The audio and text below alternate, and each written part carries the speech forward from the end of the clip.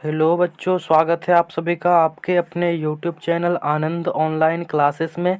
प्यारे बच्चों, आज के इस क्लास में हम लोग देखेंगे class 10th Bihar board exam 2024 के लिए काफ़ी महत्वपूर्ण ऑब्जेक्टिव प्रश्न। ये साइंस का ऑब्जेक्टिव प्रश्न है जो कि आपके बोर्ड एग्ज़ाम में बहुत बार पूछा जाता है और इसे आप लोग को याद कर लेना चाहिए ताकि आपके एग्ज़ाम में बहुत ही अच्छे नंबर आ सकें। तो चलिए आज के इस क्लास को हम लोग शुरुआत करते हैं। उससे पहले चैनल पर नए हैं तो चैनल को सब्सक्राइब करके बेल आइकन को प्रेस कर दें और अपने दोस्तों के पास भी शेयर करें। क्वेश्चन नंबर 1 है कि जब पश्चिम की प्रक्षेपित कोई धनावेशित कण अल्फा किसी चुंबकीय क्षेत्र द्वारा उत्तर की ओर जाता है तो चुंबकीय क्षेत्र की दिशा होगी। यहाँ पर बताना है कि चुंबकीय क्षेत्र की दिशा क्या होगी। तो प्यारे बच्चों, आप लोग को ध्यान रखना है दक्षिण की ओर होगी, यानी ऑप्शन नंबर ए यहाँ पर बिल्कुल ही राइट आंसर हो जाएगा। हम यहाँ पर बिल्कुल भी समय बर्बाद नहीं करेंगे और अपने इस क्लास को शानदार और जानदार तरीके से आगे बढ़ाते रहेंगे। चलिए क्वेश्चन नंबर 2 की तरफ हम लोग चलते हैं कि घरों में जो विद्युत आपूर्ति की जाती है वह होता है। यहाँ पर बताना है कि जो घरों में विद्युत की आपूर्ति की जाती है वह क्या होता है। और ये क्वेश्चन काफ़ी इंपॉर्टेंट है, बहुत बार परीक्षा में पूछा जा चुका है। तो आपको ध्यान रखना है कि घरों में जो विद्युत की आपूर्ति की जाती है वह 220 वोल्ट पर प्रतिवर्ती धारा होता है, यानी ऑप्शन नंबर सी यहाँ पर क्या हो जाएगा, बिल्कुल ही करेक्ट आंसर हो जाएगा। 220 वोल्ट पर प्रत्यावर्ती धारा होती है। तीसरा क्वेश्चन ये है कि गर्म जल प्राप्त करने के लिए हम और जल तापक का उपयोग किस दिन नहीं कर सकते हैं। यहाँ पर बताना है कि गर्म जल प्राप्त करने के लिए हम जल तापक का उपयोग किस दिन नहीं कर सकते हैं। तो प्यारे बच्चों, आपको ध्यान रखना है कि जिस दिन बादल रहेगा उस दिन हम लोग जल तापक का उपयोग नहीं कर सकते हैं, यानी ऑप्शन नंबर बी यहाँ पर बिल्कुल ही करेक्ट आंसर हो जाएगा। अगले प्रश्न की तरफ हम लोग चलते हैं कि निम्न में से कौन ऊर्जा स्रोत और ऊर्जा के व्युत्पन्न नहीं है। यहाँ पर बताना है कि कौन सा ऊर्जा स्रोत और ऊर्जा के व्युत्पन्न नहीं है। तो आप लोग को ध्यान रखना है कि जो पवन ऊर्जा है ऊर्जा स्रोत और ऊर्जा के व्युत्पन्न नहीं है, यानी ऑप्शन नंबर बी यहाँ पर क्या हो जाएगा, बिल्कुल ही करेक्ट आंसर हो जाएगा। चलिए अगले क्वेश्चन की तरफ हम लोग चलते हैं कि स्टोमाटा के खुलने और बंद होने की क्रिया को कौन नियंत्रित करता है। यहाँ पर बताना है कि स्टोमाटा को खुलने और बंद होने की क्रिया को कौन नियंत्रित करता है। तो प्यारे बच्चों, आप लोग ध्यान रखिएगा कि जो द्वार कोशिकाएं होती है वो इस चीज़ का नियंत्रण करती है कि स्टोमाटा कब खुलेगी और कब बंद होगी, यानी ऑप्शन नंबर ए यहाँ पर क्या हो जाएगा, बिल्कुल ही करेक्ट आंसर हो जाएगा। ऑप्शन नंबर ए यानी कि द्वार कोशिका। अगले प्रश्न की तरफ हम लोग चलते हैं कि निम्न में से कौन वृक्क की रचनात्मक एवं क्रियात्मक इकाई है। काफ़ी इंपॉर्टेंट क्वेश्चन कि निम्न में से कौन वृक्क की रचनात्मक और क्रियात्मक इकाई है। तो आपको ध्यान रखना है कि जो न्यूरॉन होता है वो वृक्क की रचनात्मक और क्रियात्मक इकाई होता है, यानी ऑप्शन नंबर ए यहाँ पर बिल्कुल ही राइट आंसर हो जाएगा। अगले क्वेश्चन की तरफ हम लोग चलते हैं कि मानव का प्रमुख उत्सर्जी अंग निम्नलिखित में से कौन है। तो यहाँ पर बताना है कि मानव का प्रमुख उत्सर्जी अंग निम्नलिखित में से कौन है। तो आप लोग को ध्यान रखना है कि जो वृक्क है यानी किडनी है वो मानव का प्रमुख उत्सर्जी अंग है, यानी ऑप्शन नंबर ए यहाँ पर क्या हो जाएगा, बिल्कुल ही करेक्ट आंसर हो जाएगा। वृक्क यहाँ पर राइट आंसर हो जाएगा। ठीक है, आशा करते हैं कि आप लोग को ये प्रश्न काफ़ी समझ में आ रहे होंगे और इसे आप लोग नोट करते हुए जाइएगा ताकि ये क्वेश्चन बहुत बार पूछा जाता है और आपके एग्ज़ाम में आए तो आप इसे कतई ना छोड़ें। ठीक है, अगले क्वेश्चन की तरफ हम लोग चलते हैं कि एंड्रोजेन क्या है। यहाँ पर बताना है कि एंड्रोजेन क्या है। तो आप लोग ध्यान रखिएगा, एंड्रोजेन एक प्रकार का क्या है, तो नर लिंग हार्मोन है, यानी ऑप्शन नंबर ए यहाँ पर बिल्कुल ही राइट आंसर हो जाएगा। एंड्रोजेन क्या है, एक प्रकार का नर लिंग हार्मोन है। ठीक है, अगले क्वेश्चन की तरफ हम लोग चलते हैं कि दर्पण के सामने किसी भी दूरी पर स्थित वस्तु का प्रतिबिंब सीधा प्रतीत होता है तो वह दर्पण है। यहाँ पर बताना है कि दर्पण के सामने किसी भी दूरी पर स्थित वस्तु का प्रतिबिंब यदि सीधा प्राप्त होता है तो वो दर्पण कैसा है। ऑप्शन ए है केवल समतल, ऑप्शन बी है केवल अवतल, ऑप्शन सी है केवल उत्तल और ऑप्शन डी है या तो समतल अथवा उत्तल। तो ऑप्शन नंबर डी यहाँ पर बिल्कुल ही राइट आंसर हो जाएगा।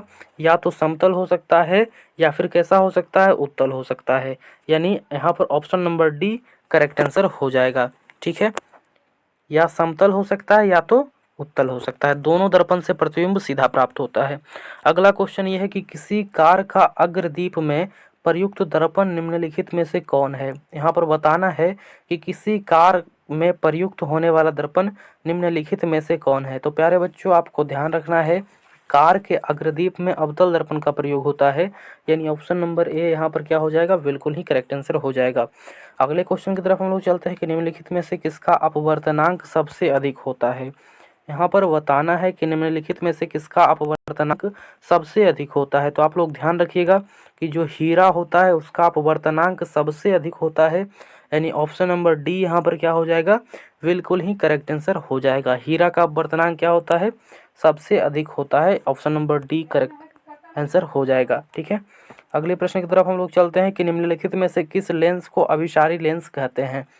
यहाँ पर बताना है कि किस लेंस को अभिसारी लेंस कहा जाता है। ऑप्शन ए है उत्तल लेंस, ऑप्शन बी है अवतल लेंस, ऑप्शन सी है उत्तल एवं अवतल दोनों, और ऑप्शन डी है बाइफोकल लेंस। तो आप लोग को ध्यान रखना है कि किस लेंस को अभिसारी लेंस कहा जाएगा।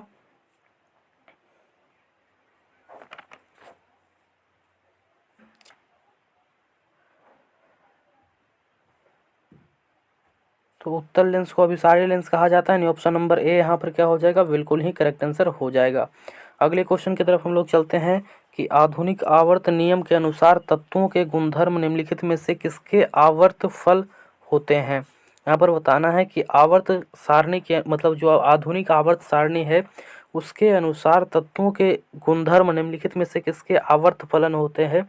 तो आप लोग ध्यान रखिएगा, जो परमाणु संख्या होता है उसके आवर्त फलन होते हैं। ऑप्शन नंबर बी यहाँ पर बिल्कुल ही करेक्ट आंसर हो जाएगा। ठीक है, अगले प्रश्न की तरफ हम लोग चलते हैं कि आधुनिक आवर्त सारणी की क्षैतिज किनारे निम्नलिखित में से क्या कहलाती है। यहाँ पर बताना है कि आधुनिक आवर्त सारणी की जो क्षैतिज किनारे होती है वो क्या कहलाती है। तो वो आवर्त कहलाती है, यानी ऑप्शन नंबर ए यहाँ पर क्या हो जाएगा, बिल्कुल ही करेक्ट आंसर हो जाएगा। आवर्त कहलाती है, इस बात को आप लोग को ध्यान रखना है। क्वेश्चन नंबर 15 क्या है कि लोहे के फ्राइंग पैन के को जंग से बचाने के लिए निम्न में से कौन सी विधि उपयुक्त होती है। यहाँ पर बताना है कि लोहे को फ्राइंग पैन के जंग से बचाने के लिए, यानी लोहा का जो कोई भी वस्तु होता है उसको बचाने के लिए किस विधि का उपयोग किया जाता है। तो ग्रीस लगाया जाता है, पेंट लगाया जाता है और जिंक की परत भी चढ़ाया जाता है। ऑप्शन नंबर डी यहाँ पर क्या हो जाएगा, बिल्कुल ही करेक्ट आंसर हो जाएगा। ठीक है, निम्नलिखित में से किस धातु को चाकू से आसानी से काटा जा सकता है। यहाँ पर बताना है कि निम्नलिखित में से किस धातु को चाकू से आसानी से काटा जा सकता है। तो सोडियम को चाकू से आसानी से काटा जा सकता है। ऑप्शन नंबर बी यहाँ पर क्या हो जाएगा, बिल्कुल ही करेक्ट आंसर हो जाएगा। किसको आसानी से काटा जा सकता है, तो सोडियम को काटा जा सकता है। ठीक है, क्वेश्चन नंबर 17 क्या है, निम्नलिखित में से कौन गैस चूने के पानी को दूधिया कर देता है। प्यारे बच्चों, यहाँ पर बताना है कि कौन सा ऐसा गैस है जो चूने के पानी को दूधिया कर देता है। तो आप लोग ध्यान रखिएगा, जो कार्बन डाइऑक्साइड गैस होता है यदि उसको चूने के जल में प्रवाहित किया जाए तो चूना के जो जल होता है उसको दूधिया कर देता है। ऑप्शन नंबर सी यहाँ पर क्या हो जाएगा, बिल्कुल ही करेक्ट आंसर हो जाएगा। अगले प्रश्न की तरफ हम लोग चलते हैं कि टार्टरिक अम्ल निम्नलिखित में से किसमें पाया जाता है। यहाँ पर बताना है कि जो टार्टरिक अम्ल है वो निम्नलिखित में से किसमें पाया जाता है। तो आप लोग को ध्यान रखना है कि टार्टरिक अम्ल जो होता है वो किसमें पाया जाएगा, तो इमली में पाया जाता है। ऑप्शन नंबर डी यहाँ पर बिल्कुल ही करेक्ट आंसर हो जाएगा। टार्टरिक अम्ल किसमें पाया जाता है, इमली में पाया जाता है, इस बात को आप लोग ध्यान रखिएगा। 19 नंबर क्वेश्चन ये है कि जिप्सम का रासायनिक सूत्र क्या होता है। तो आप लोग ध्यान रखिएगा, जिप्सम का रासायनिक सूत्र CaSO4 इंटू 2H2O होता है। यानी ऑप्शन नंबर बी यहाँ पर बिल्कुल ही करेक्ट आंसर हो जाएगा। जिप्सम का ये सूत्र होता है। ये सारे प्रश्न बोर्ड एग्जाम की दृष्टि से काफ़ी महत्वपूर्ण है, तो आपको एक भी प्रश्न को स्किप नहीं करना है। चैनल पर पहली बार आए हैं तो चैनल को सब्सक्राइब करके बेल आइकन को प्रेस कर देना है, साथ ही साथ इसे दोस्तों के पास भी शेयर करना है। अगले क्वेश्चन की तरफ हम लोग चलते हैं कि जिंक तथा सल्फ्यूरिक अम्ल के बीच अभिक्रिया से निम्नलिखित में से कौन सी गैस निकलती है। तो हम आपको बता चुके हैं कि जब धातु का अभिक्रिया किसी अम्ल के साथ कराया जाता है तो उसमें हाइड्रोजन गैस मुक्त होता है, और जिंक धातु है, सल्फ्यूरिक अम्ल एक प्रकार का एसिड है। तो इन दोनों के अभिक्रिया के बीच कौन सा गैस निकलेगा, तो हाइड्रोजन गैस निकलेगा, यानी ऑप्शन नंबर सी क्या हो जाएगा, बिल्कुल ही करेक्ट आंसर हो जाएगा।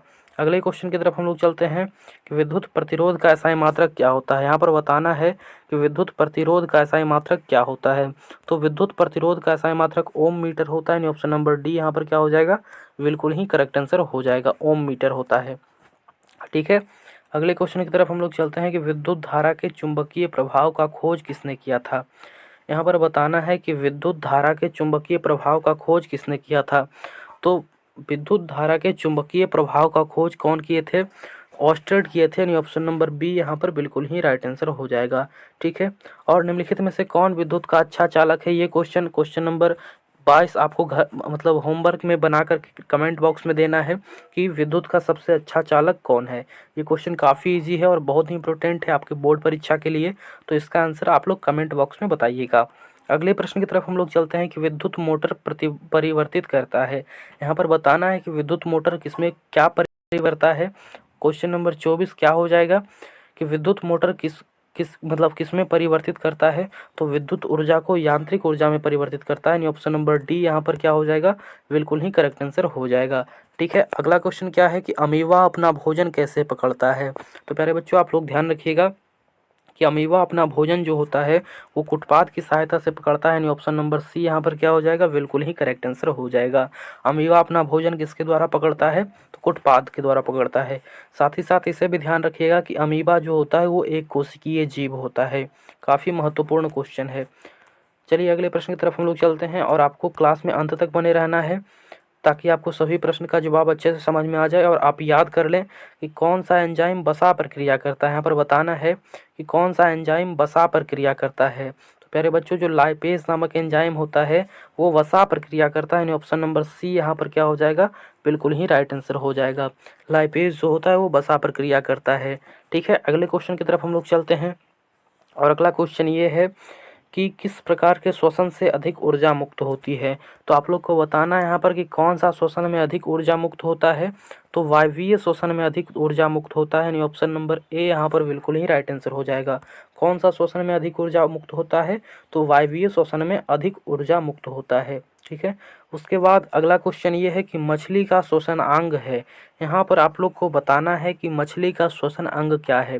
यहाँ पर हम आपको फटाफट बहुत सारा क्वेश्चन का आंसर बता देंगे जिससे आपका रिवीजन अच्छे तरीके से हो, क्योंकि टाइम आपको बर्बाद नहीं करना है, बोर्ड एग्ज़ाम काफ़ी नज़दीक है। ठीक है, तो मछली का श्वसन अंग गिल्स होता है, यानी ऑप्शन नंबर बी क्या हो जाएगा, बिल्कुल ही करेक्ट आंसर हो जाएगा। मछली का श्वसन अंग क्या है, गिल्स। ठीक है, अगले प्रश्न की तरफ चलते हैं कि जब किसी अभिक्रिया के समय किसी पदार्थ में ऑक्सीजन की वृद्धि होती है, जब किसी अभिक्रिया के समय किसी पदार्थ में ऑक्सीजन की वृद्धि होती है तो वह क्या कहलाता है, तो वो उपचयन कहलाता है, यानी ऑप्शन नंबर ए यहाँ पर क्या हो जाएगा, बिल्कुल ही करेक्ट आंसर हो जाएगा।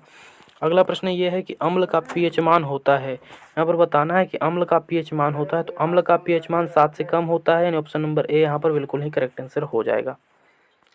ठीक है, आज के इस क्लास में हम लोग यहाँ तक देखेंगे, बाकी अगले क्लास में देखा जाएगा। तो आज के लिए इतना ही। चैनल पर पहली बार हैं तो सब्सक्राइब करके बेल आइकन को प्रेस कर दें। क्लास में बने रहने के लिए धन्यवाद।